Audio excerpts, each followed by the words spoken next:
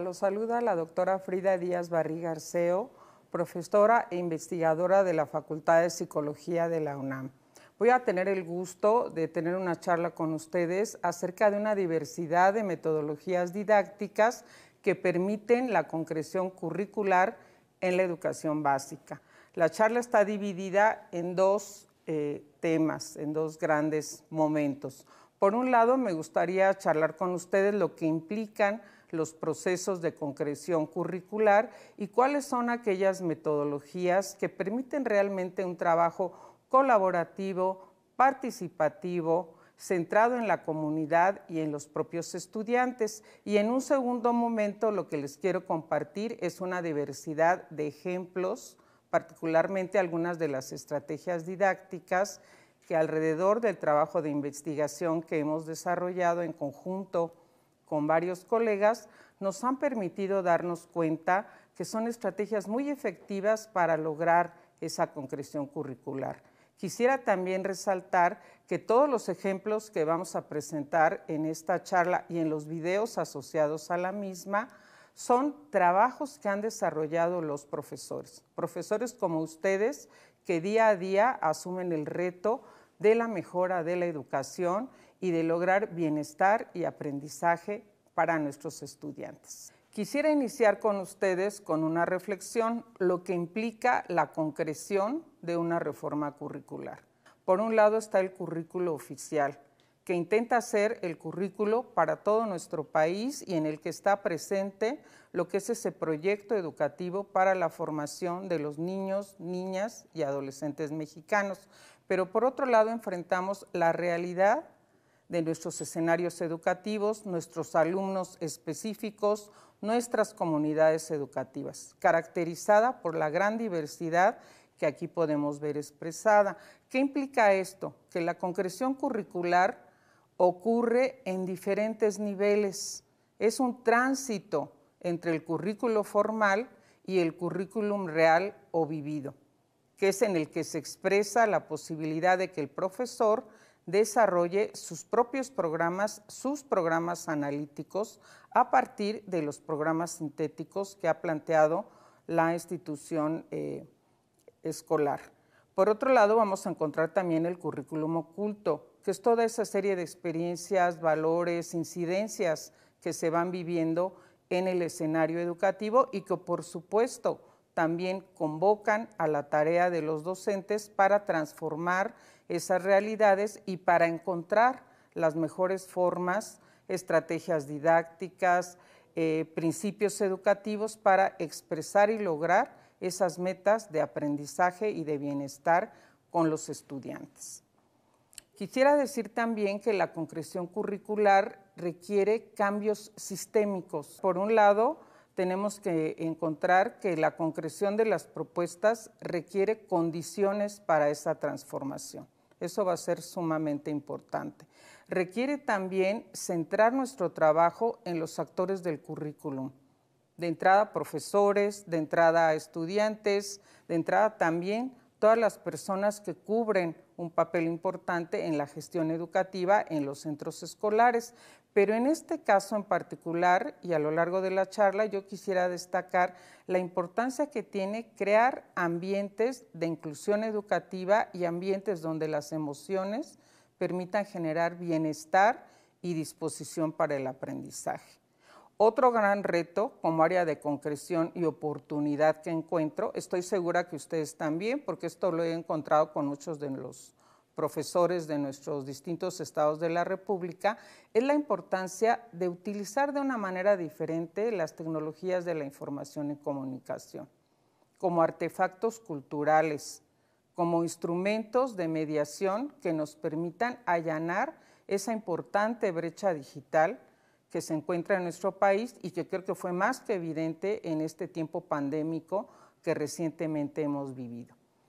Creo que pues algo muy fortalecedor de este nuevo proyecto educativo es que está pensado en los derechos de las personas, en la importancia del desarrollo humano integral y busca promover espacios de justicia social.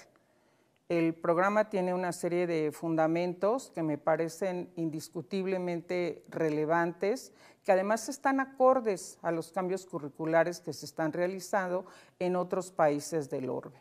Y bueno, pues me parece que esto va a permitir que pongamos como prioridad del proyecto una diversidad de grupos en condición de vulnerabilidad o de exclusión o de no haber recibido debidamente los beneficios de la educación. Veamos aquí estos principios. Me parece que ese es un espacio de mucha oportunidad. La comprensión de los principios de lo que implica un nuevo modelo curricular, que les insisto, lo veo muy cercano a lo que se está haciendo en otros países, con esta idea de acercarnos a los objetivos de desarrollo humano sostenible, porque esos son los que plantean las grandes problemáticas que hoy en día está viviendo la humanidad. Simplemente díganme ustedes si no. El respeto por la naturaleza, el cuidado del medio ambiente, la importancia de la promoción de una cultura de la paz, no solo es erradicar la violencia, el malestar, el bullying en la escuela, eso es sumamente importante, pero alrededor de eso, ¿por qué no promovemos esa formación que oriente a nuestros estudiantes a esa cultura de la paz? La promoción de la interculturalidad, el respeto a la dignidad humana, la importancia de la responsabilidad ciudadana, el recuperar el valor que tiene la identidad de todo mexicano y por supuesto esos principios de identidad, probidad, una mirada ética de nuestra participación en el mundo. Me parece que son principios fundamentales y ahí es donde podemos crear muchos escenarios educativos sumamente interesantes, enriquecedores, lúdicos y motivantes para nuestros estudiantes. Aquí quisiera que ustedes vieran esta secuencia que va a aparecer de una serie de imágenes donde nos damos cuenta que la importancia debemos ponerla en nuestros estudiantes y en sus comunidades educativas. Vean ustedes sobre todo estos escenarios donde se ve a los jóvenes muy contentos, muy dispuestos al aprendizaje, trabajando colaborativamente, en una diversidad de posibilidades para aprender, en las aulas, fuera de las aulas, realizando proyectos, colaborando en la construcción de un huerto escolar, en espacios donde se nota la inclusión educativa. Creo que esos son los escenarios a los que estamos invitando en esta charla a los profesores. Es innegable que estamos en una nueva normalidad educativa. Considero que no podemos estar en la nostalgia de regresar a lo que antes hacíamos en los centros escolares después del evento pandémico que hemos vivido. Eso nos tiene que llevar a pensar en transformaciones muy importantes para la educación. Por un lado, tenemos que comprender que estamos en una nueva ecología del aprendizaje, como dice César Coll, y en una nueva ecología de la comunicación, como plantea Scolari. Eso ha transformado la sociedad y eso tiene que transformar también el escenario educativo. Tenemos realmente que centrar en el aprendiente las experiencias educativas. Claro, el contenido es muy importante, las disciplinas académicas también, la ciencia también, pero ¿qué ciencia, qué aprendizaje, qué contenidos al servicio del bienestar, del desarrollo humano y de la sostenibilidad? Por eso es que considero que la enseñanza situada, los enfoques experienciales, las metodologías comunitarias son esos recursos indispensables para que los profesores puedan lograr la concreción curricular de principios como los que hemos mencionado. Nuestros escenarios educativos se caracterizan por la falta de justicia social. No son escenarios suficientemente inclusivos. Tenemos que repensar de qué manera vamos a generar educación para la inclusión de todas y todos los estudiantes, sin distinción de género, sin distinción de origen étnico, sin distinción de religión, sin distinción de su preferencia sexual, tengan o no tengan discapacidades, aunque fíjense que pienso que todos tenemos discapacidades, ¿no creen? Al menos la estadística dice que el 70% de las personas, ustedes y yo, y cualquier persona en la que ustedes piensen, en algún momento vamos a vivir una discapacidad, sea permanente o sea pues transitoria. Entonces creo que tenemos que abrazar el tema de la inclusión como un tema central en los escenarios educativos. Otro gran aspecto a trabajar, que creo que también no tenemos suficientemente tematizado, por algo será que en los datos duros de la pandemia nos damos cuenta que las mujeres quedaron más rezagadas que nadie más durante este evento, que cuando se ven los datos de quién abandonó la escuela o quién se rezagó o quién tuvo que quedarse en casa a cuidar a los familiares enfermos o la realidad misma de nuestras profesoras, hay todo un tema de género a atender. Entonces, el tema de la transversalización curricular del género creo que también es un tema que tenemos que reflexionar y, por supuesto, pues eso que llamamos interculturalidad. ¿Qué entendemos por interculturalidad? A veces me temo que la interculturalidad la vemos como algo más de folclore que de una verdadera posibilidad de cambiar nuestra mentalidad y tener un pensamiento, una práctica y una convivencia realmente entre todos los grupos sociales, étnicos que conformamos este país tan diverso con tanta riqueza cultural. Vamos a ver un poco esto que tiene que ver con los métodos comunitarios. Yo quisiera comentarles que en particular considero que hay 3 enfoques que son muy importantes. Desde mi punto de vista deberían estar presentes en la formación de los estudiantes de magisterio, desde que están los alumnos formándose en las escuelas normales o bien en esas experiencias educativas para la formación del profesor en servicio. ¿Y cuáles son estos? La investigación, acción participativa, el aprendizaje servicio y la animación sociocultural.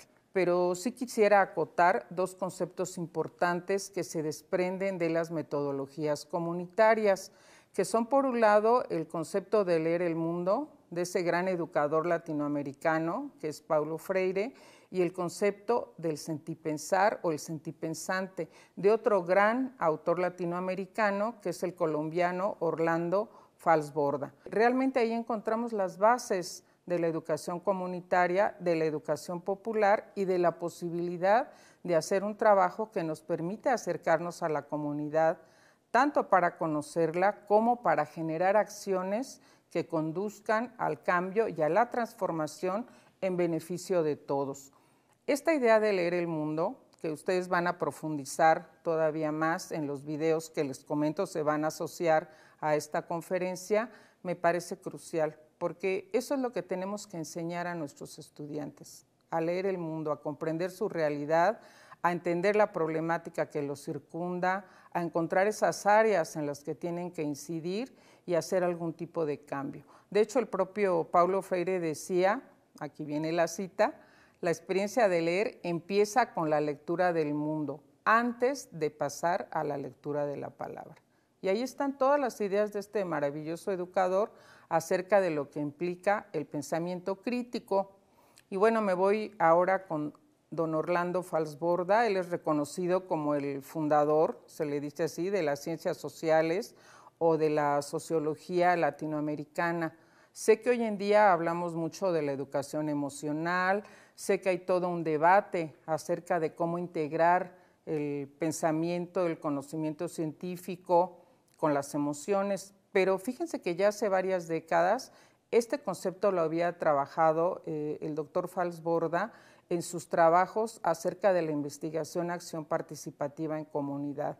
Él ya hablaba del concepto sentipensante, esa integración, esa más bien imposibilidad de disociar el pensamiento de la emoción.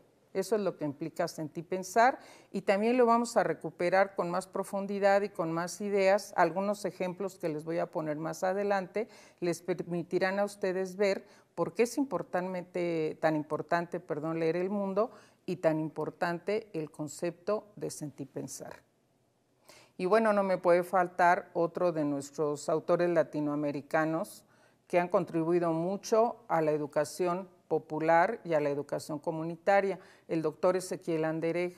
Él tiene además una colección maravillosa de libros, yo aquí me he permitido recomendarles 3 de ellos. Él es un autor que ha dedicado su trabajo pues, a la educación en la comunidad. Tiene espléndidos trabajos acerca de la animación sociocultural, que también les voy a enseñar algunas estrategias de animación sociocultural que lo que nos van a permitir es vincular la educación formal con la educación no formal. Esas son las mejores estrategias que podemos vincular hoy en día que estamos viviendo esa nueva ecología del aprendizaje que antes mencionaba. Vamos a ver también que él ha escrito acerca del trabajo en equipo, porque todos decimos que estamos trabajando en equipo y en realidad las bases a fondo de lo que implica trabajar en equipo muchas veces no las conocemos. Eso implica formas de relación, de interacción, valores, compromisos, gestión de procesos que es muy importante reconocer. Y bueno, precisamente el link que les voy a compartir es de este texto, El trabajo en equipo, del doctor Anderegg, que afortunadamente me encontré en una versión en PDF y está de acceso libre para todos ustedes.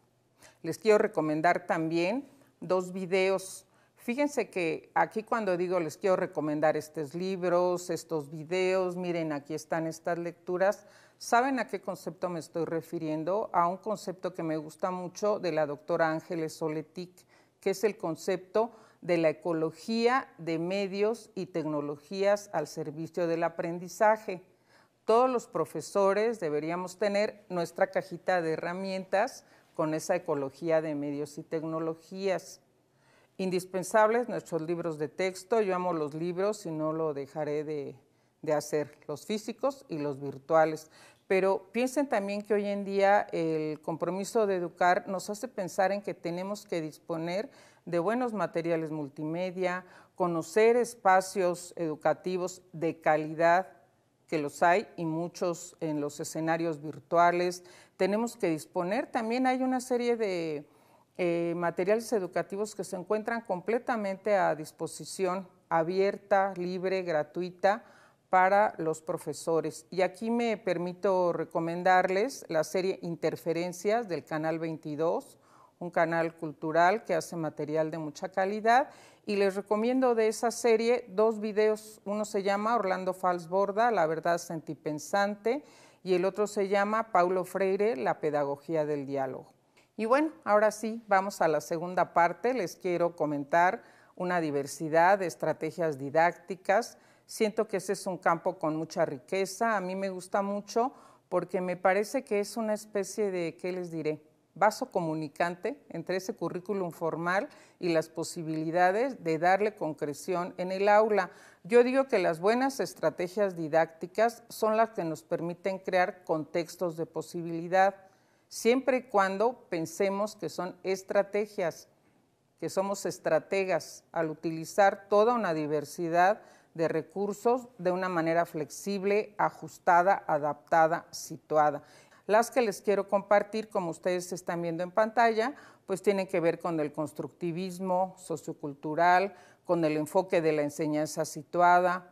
Muchas de ellas vienen de todo este legado latinoamericano de la educación popular y comunitaria, otras más en la narrativa psicopedagógica. Ahí hay toda una riqueza en las estrategias narrativas y algunas más del campo de la educación inclusiva. Y todas ellas, todos los ejemplos, se los reitero, son ejemplos de proyectos de trabajo donde son profesores los que han participado con nosotros en un proceso de acompañamiento y de mediación para generar esos materiales, esos sitios web, esos recursos didácticos para sus espacios de trabajo.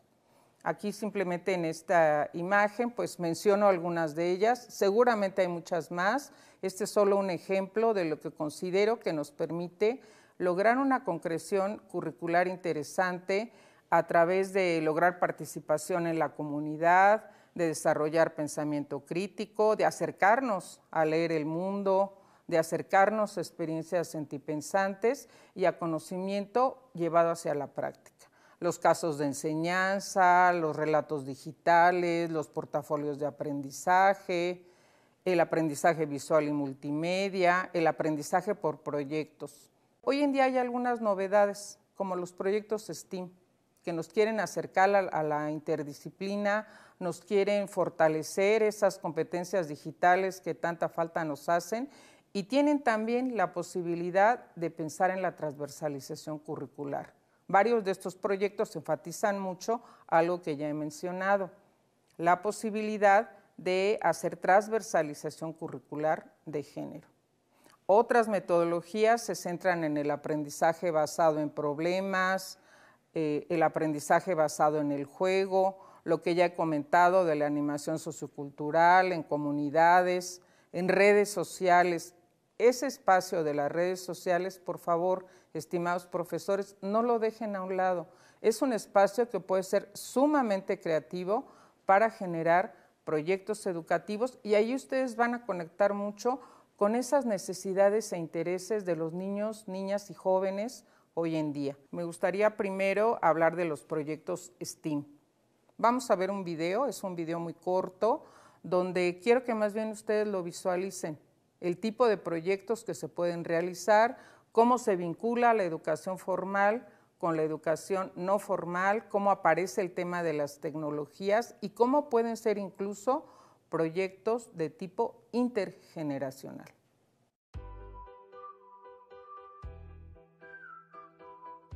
Hola, ¿qué tal? Mi nombre es María Luisa Morales Bautista, soy integrante del Grupo de Investigación en Docencia, Diseño Educativo y TIC HIDER de la Facultad de Psicología de la UNAM. Y hoy te traigo las 10 cosas que quieres saber sobre los proyectos STEAM. ¡Vamos a ello! STEAM es un acrónimo proveniente de las siglas en inglés de Ciencia, Tecnología, Ingeniería, Artes y Matemáticas, que se popularizó por el 2006 con Georgette Jackman, pionera STEAM. Previamente se utilizaba el acrónimo STEM, que no consideraba el área de las artes. STEAM se sustenta en el aprendizaje basado en proyectos, metodología que no es nueva, tiene sus orígenes en los trabajos del educador William Hare Kilpatrick en la segunda década del siglo XX y quien fue colaborador de John Dewey. El aprendizaje basado en proyectos es un método de enseñanza-aprendizaje a través del cual el alumnado adquiere conocimientos trabajando activamente en un tema que le resulta de interés y que está relacionado directamente con el mundo real.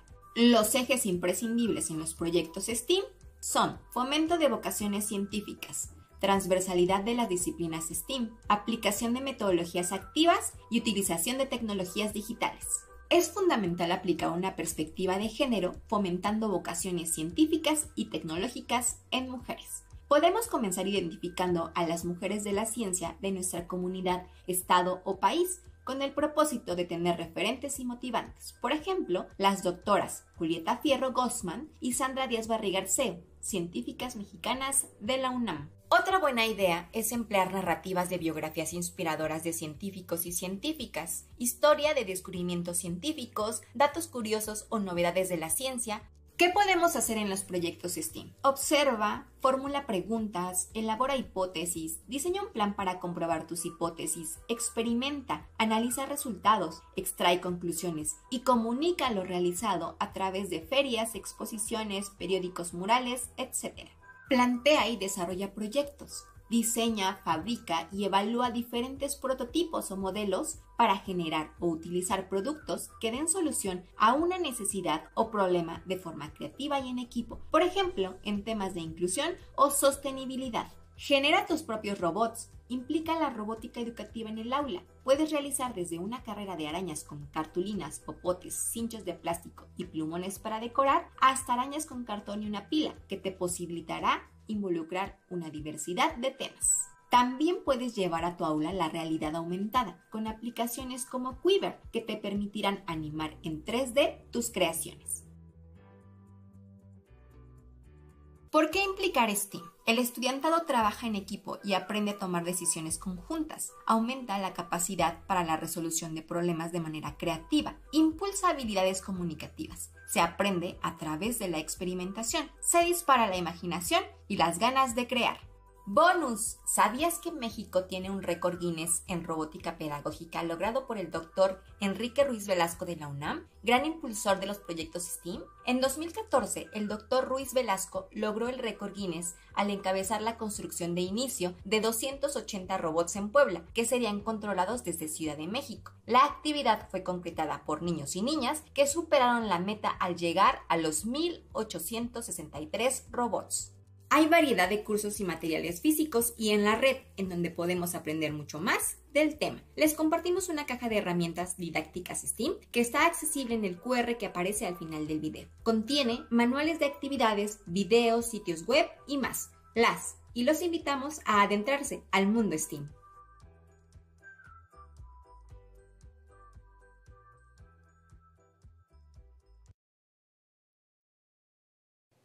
Bueno, ya hemos visto este video. ¿Qué les pareció? Espero que les haya desatado muchas imágenes creativas, generativas, para pensar ustedes qué tipo de proyectos STEAM podrían realizar. Hay otro tipo de proyectos que podemos generar para espacios comunitarios y que generan experiencias de aprendizaje con enorme riqueza y muy motivantes para nuestros estudiantes, que pueden ustedes pensar desde nuestros alumnos de preescolar e inicial hasta los jóvenes que están en la primaria, en la secundaria, en la educación media superior. Aquí les comento algunos de ellos. No sé si alguna vez han pensado en armar, ya sea en su centro educativo, en su escuela, una ludoteca con una sala de lectura, con experiencia de cuentacuentos. Es un proyecto maravilloso. También otra opción que les sugiero mucho, los museos. Nuestro país tiene, una cantidad, calidad y diversidad increíble de museos como espacios de aprendizaje. Muchos de ellos con experiencias pensadas para niños, niñas y adolescentes, pero además también tenemos la posibilidad del viaje virtual en los museos, que cada día está creciendo mucho más. En el lugar de la República que ustedes estén, ¿qué será? ¿Quieren visitar la casa de Frida Kahlo y conocer lo que es su pintura, su arte, algo de su vida, interesar a los alumnos en el arte mexicano, generar una experiencia sentipensante en torno a un periodo de la historia de México? Pues hay un viaje virtual bastante interesante para conocer la casa de Frida Kahlo. Y son espacios donde se logran tantos aprendizajes que después son las comunidades mismas las que abrazan los proyectos y las que no quieren que por ningún motivo se separen de la experiencia escolar. Ahora quisiera comentar con ustedes el tema de los casos de enseñanza.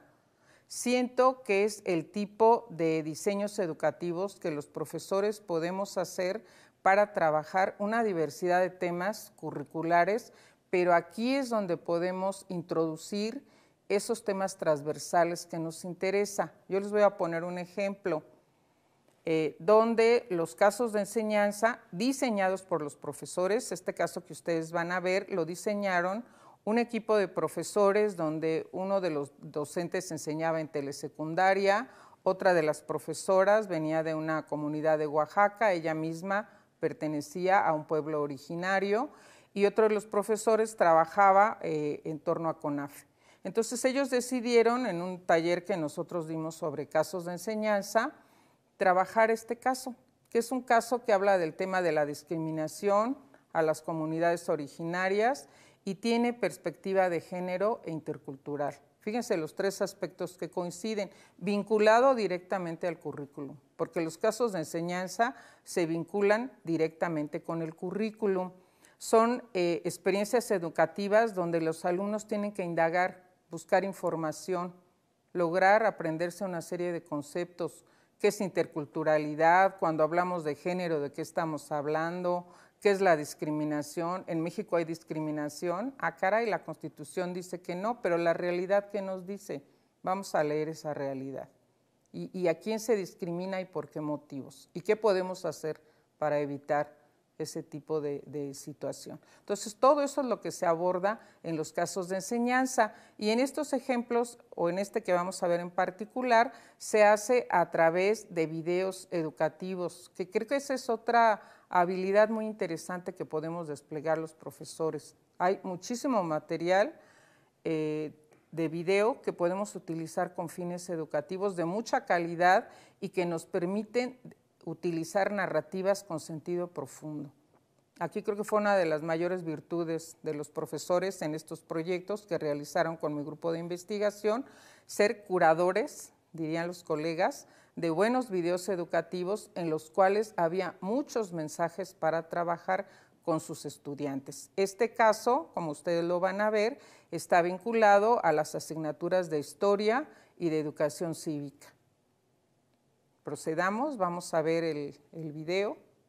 Aquí estamos en el inicio del caso de enseñanza, donde ustedes pueden ver la planeación que se hizo del mismo. Encontramos el objetivo educativo que tiene el caso, tanto el general como los específicos, la vinculación con el currículum, que es muy importante, que puede ser viendo esta programación con formación cívica y ética y con los cursos de historia, considerando que hay varios temas con los que se puede vincular y realizar una adaptación, los alcances del caso, en cuanto a qué es lo que se espera del mismo y qué aprendizajes se van a lograr. Por supuesto, los aspectos socioemocionales, que yo resaltaría aquí el tema de la sensibilidad cultural y la empatía. Y bien, la población a la que se dirige, en este caso, estudiantes de secundaria. Y una sinopsis, por supuesto, de lo que trata la narrativa y cuál es su sentido profundo y los ejes analíticos que vamos a asumir. Para empezar el caso, se plantea el video, que es donde viene la narrativa y la problemática principal. Las preguntas, recuerden que preguntas y narrativas son el núcleo central de un caso de enseñanza. Vemos aquí distintos tipos de preguntas para el análisis del mismo y hay dos actividades. En una de ellas lo que se busca es analizar por qué se da la violencia y qué manifestaciones tiene en varios contextos. En el otro queremos saber cómo se generan las situaciones de empatía hacia otras personas. Y bueno, pues también nos interesa mucho el cambio de actitud y sobre todo pensar por qué ocurre la discriminación y de qué manera es que ésta se manifiesta en distintos contextos. Bueno, pues, ¿qué les pareció esta probadita de este caso de enseñanza?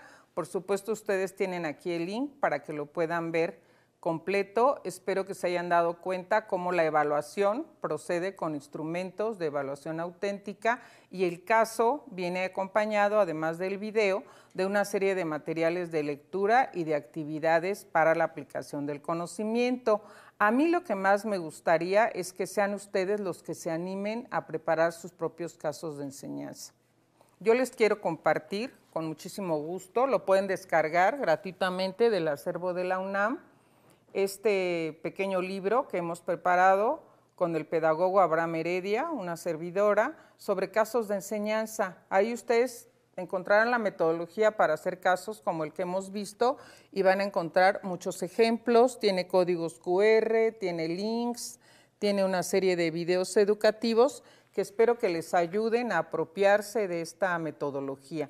Les dejo aquí el link, lo pueden descargar del repositorio de acceso abierto de la UNAM y es completamente gratuito. Vamos a encontrar, como ya les había dicho, un video adicional asociado a esta charla donde ustedes van a poder aprender a diseñar o van a profundizar más en lo que aquí ha sido esta pequeña capsulita sobre la posibilidad de crear casos de enseñanza.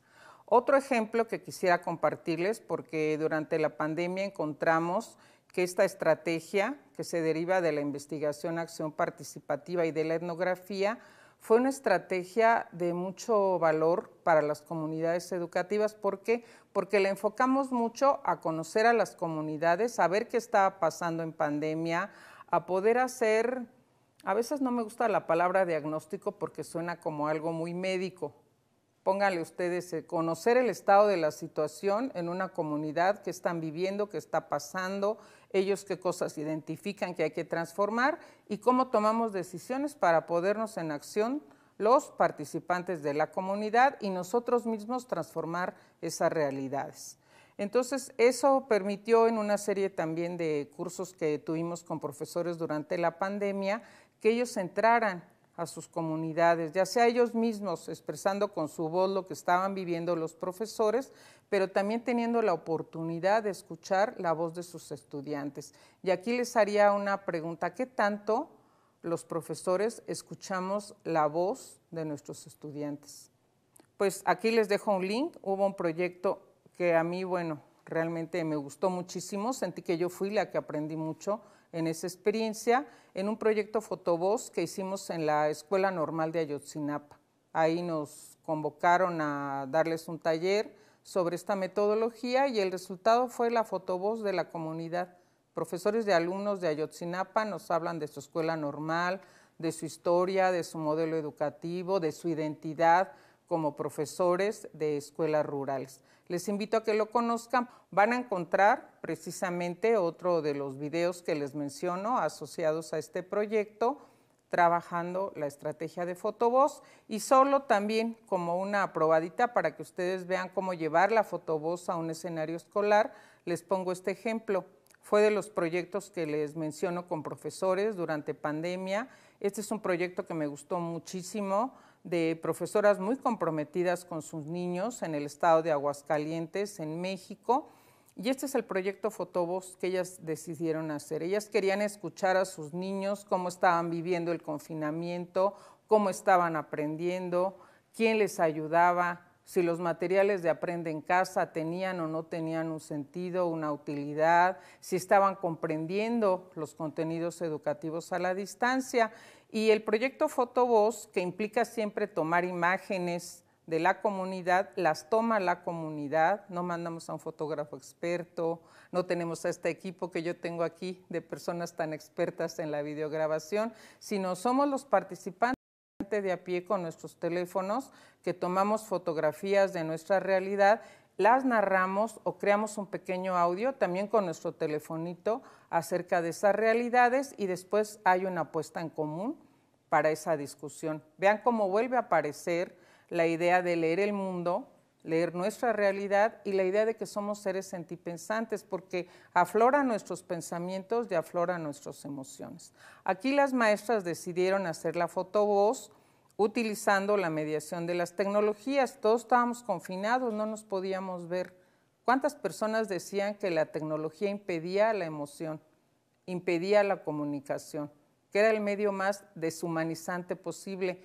Pues perdónenme que les diga que eso es el uso que le damos, porque vean aquí, las maestras decidieron hacer una especie de periódico, el periódico o la gaceta del centro escolar, de la escuela de sus niños, que llamaron Voces de la Educación a Distancia. Y ahí precisamente que se publicaba con una aplicación libre, gratuita, que se encuentra en internet, donde aparecen pequeños videos de sus chicos, todos son niños de primaria, hablándonos de cómo están viviendo la pandemia, compartiendo una serie de audios. Y después esto se socializaba y permitía la conversación y la comunicación entre los niños. Ustedes saben que de las cosas que más se quejaron nuestros chiquitos pues fue no tener contacto con sus compañeros, no poder socializar, sentirse precisamente, como dice aquí el periódico, aburridos y abandonados. Yo aquí en esta imagen que están viendo destaco algunas de las cosas que decían los niños. No hay quien me explique, me enojo con mi maestro, nos deja mucha tarea. Mi hermano es el que pasa más tiempo conmigo. Claro, los padres están trabajando, no pueden ser los maestros de los alumnos. Prefiero estar en la escuela, estoy estresada, mi internet falla, ¿verdad? Entonces vean todas las posibilidades que nos da la fotovoz. También la pueden llevar a temas de carácter académico. Podrían tal vez hacer una fotovoz sobre cómo vemos el ambiente en mi comunidad escolar, qué problemas hay con el agua, con el cuidado de los parques, con la manera en que se tira la basura, y hacer a lo mejor un periódico o en otro formato la experiencia de fotovoz acerca de qué pasa con el cuidado del ambiente, ¿verdad? Entonces los temas ustedes se los dan, los niños y los jóvenes se los dan. Siento que todas las estrategias que les he presentado implican cambios importantes, por eso yo decía cambios sistémicos, cambios de mentalidades, cambios en nuestras prácticas educativas, crear otros contextos de posibilidad. Espero que llegado a este punto todos esos conceptos les hagan a ustedes sentido. Y bueno, voy cerrando mis comentarios. Otro tema central, que nada más lo voy a dejar esbozado, es el de la educación socioemocional. Espero que ustedes con la charla que hemos tenido puedan reflexionar en esa gran pregunta que se hacen los profesores, al menos a mí me la hacen mucho. varios docentes me dicen, es que, mire, a nosotros no nos toca la educación socioemocional, no somos psicólogos, no somos psiquiatras, no somos orientadores sexuales, no sabemos qué hacer en el caso de detectar situaciones que consideramos pues que nos rebasan completamente, y lo entiendo y les doy la razón, pero hay cosas que sí le corresponden al docente y que directamente están vinculados con la educación socioemocional. Espero que con los ejemplos que aquí hemos visto se den cuenta que al docente sí nos toca generar un buen clima de aula, que al docente sí nos toca evitar que nuestra aula sea una aula de discriminación, de maltrato o de marginación de algunos estudiantes. Al docente sí nos toca ser un ejemplo de una relación interpersonal respetuosa, de una forma de hablar no sexista, de una manera de tratar al otro, sea quien sea, como persona. Eso sí nos toca a los profesores. Y sí nos toca entender que desde esa cualidad sentipensante de nuestros alumnos, las emociones siempre van a estar presentes. Y en nuestros proyectos educativos, en nuestros programas analíticos, el tema de lo emocional siempre va a aparecer. Y si hay cosas que sentimos que nos rebasan, que son temas que tienen que ser atendidos por otro tipo de profesionales, bueno, pues está precisamente esa opción que implica que la institución educativa logre construir un tejido social de apoyo y de canalización para muchos de nuestros estudiantes. No lo abordaremos en este video, pero creo que es muy importante trabajar el tema de la innovación. Tenemos que hacer de las prácticas evaluativas. Tenemos que hacer una innovación, como hoy se dice, muy disruptiva de lo que hacemos al evaluar. Yo no les digo que no apliquen exámenes, pero hay formas de trabajar colaborativamente, con mucha retroalimentación, con una mirada de evaluación formativa, las evaluaciones que hacemos. Existe todo lo que es el ámbito de la evaluación auténtica y ese también es un tema ahorita en constante movimiento. Espero que ese también sea un motivo principal para que ustedes piensen y replanteen la experiencia educativa en el aula. Creo que también hay que aclarar que no es la idea, porque eso también me lo han comentado colegas docentes, me han dicho, no, es que ahora lo que se espera es que todos pasen, ya nadie reprueba. Todos con el hecho de haberse parado algún día en la escuela, tienen ya sus 6 y todos pasaron. No hay evaluación, ya no habrá evaluación.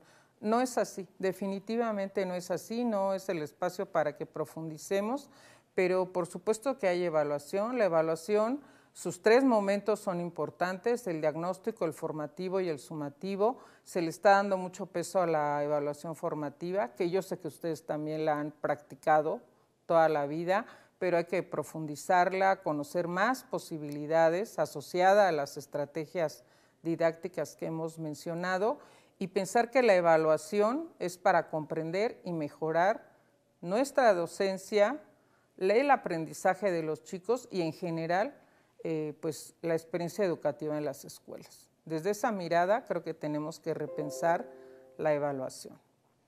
Y bueno, ya finalmente me voy despidiendo de ustedes. Gracias por su atención. Les voy a dejar el link del sitio web de nuestro grupo de investigación. Ahí encontrarán más ejemplos de todo lo que aquí hemos charlado. Aquí les comparto este código QR. Por favor, sean tan amables de captarlo con su teléfono celular y de ahí pueden descargar completa esta presentación. Todos los links que encontrarán en ella están activos, de ahí pueden descargar los materiales que les menciono y pueden también acceder a los videos que les he comentado y a una serie de espacios que espero sean de interés para ustedes. Les reitero, les recuerdo, asociada a esta charla hay 4 videos educativos, 4 clips cortitos, no duran más allá de 5 minutos cada uno, donde ustedes podrán aprender lo que son los casos de enseñanza, cómo preparar un proyecto fotovoz, los principios clave de lo que es el diseño universal para aprender y cómo podemos lograr un aula inclusiva y cómo trabajar esos proyectos tan interesantes e innovadores que son los proyectos STEAM. Bueno, pues me despido de ustedes. Muchísimas gracias por su amable atención y deseándoles el mayor éxito en esa práctica tan importante que es la práctica docente. Muchísimas gracias.